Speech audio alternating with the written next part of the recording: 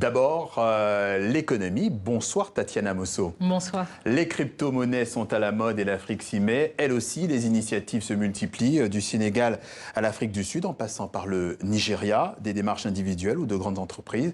Toutes démarches où on tente d'établir cette monnaie numérique sur le continent. Alors d'abord, Tatiana, la première question, qu'est-ce que la crypto-monnaie ?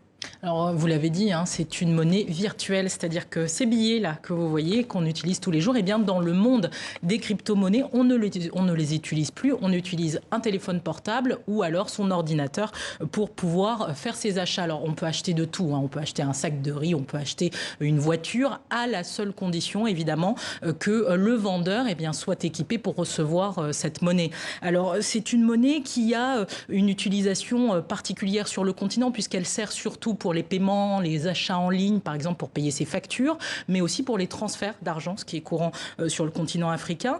La première et probablement la plus connue des crypto-monnaies, c'était le Bitcoin, créé en 2009 et la plus répandue. La crypto-monnaie, c'est une monnaie particulière en ça qu'elle n'est pas rattachée à une banque centrale comme le CFA l'est à la BEAC ou à la BCAO.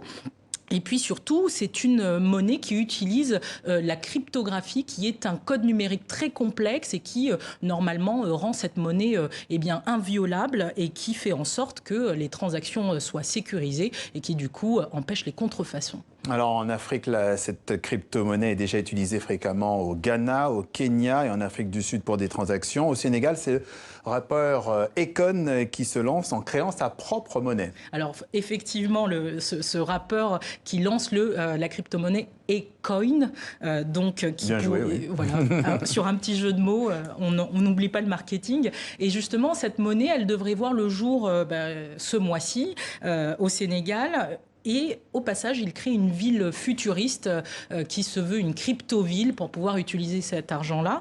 Et cette monnaie, il veut qu'elle soit, rien que ça, le sauveur de l'Afrique. Et il aimerait que d'ici décembre 2018, que tout le monde puisse utiliser ça via une application sur son téléphone portable. Alors c'est très ambitieux, mais comment les institutions bancaires perçoivent-elles ou réagissent-elles à ces initiatives ?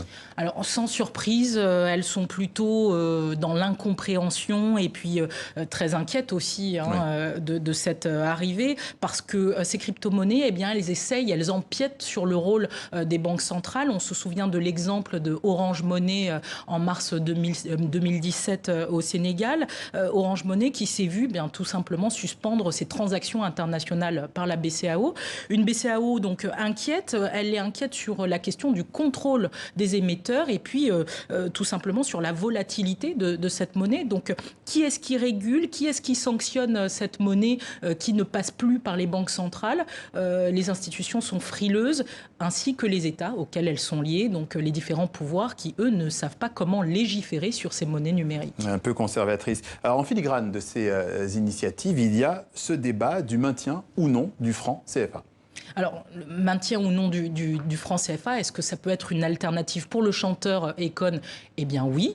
Mais en fait, ce qui est intéressant dans ces différentes initiatives technologiques qui tentent d'introduire la crypto-monnaie sur le continent, c'est ce désir d'indépendance de ces différentes initiatives et puis surtout de sortir d'un système établi de toutes ces institutions-là. Et de ce côté-là, l'indépendance, elle n'est pas accessible à tout le monde. C'est-à-dire que s'il n'y a pas Internet et si on n'a pas l'outil numérique, on reste sur le banc de touche, alors que ce soit l'Ubuntu Money qui vient de se lancer en Côte d'Ivoire au mois de juin, qui a une vocation très éthique et sociale, ou encore le Bitcoin qui est très utilisé au Nigeria, ou alors on va choisir un exemple qui n'a pas marché du tout, le ICFA qui avait été annoncé en janvier 2017 et qui finalement n'a jamais vu le jour. Bref, toutes ces initiatives, elles participent aujourd'hui au débat pour une démocratisation de la monnaie et surtout, elles participent au débat, à la réflexion sur